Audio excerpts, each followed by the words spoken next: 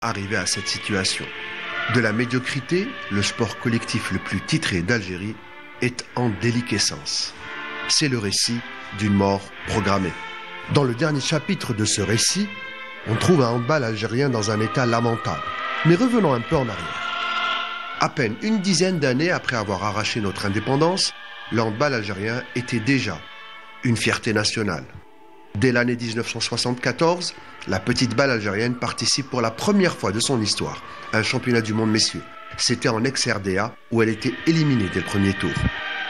En 1975, la construction du complexe olympique du 5 juillet avec 2 superbes salles réalisées au profit des sports collectifs, en particulier pour le handball, d'une capacité de 6000 places. Il s'agit bien évidemment de la coupole et de la salle Harsha. Au 7e Jeux méditerranéens d'Alger, le 7 national messieurs décroche la médaille de bronze. L'année suivante, en 1976, la Fédération algérienne de handball organise un championnat selon une formule régionale. Les associations sportives sont intégrées dans les entreprises économiques et administratives, devenant des associations sportives de performance. L'Algérie organise alors le championnat d'Afrique des nations seniors. Le 7 messieurs se classe 2e.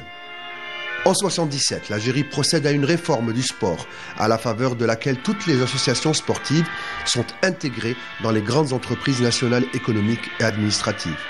Un championnat est organisé par la fédération.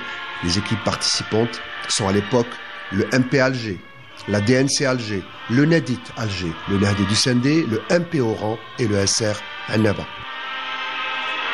En 1980, la première participation de l'équipe nationale messieurs à un tournoi olympique, c'était les 22e Jeux olympiques à Moscou, en URSS. L'Algérie s'est classée à l'époque 10e.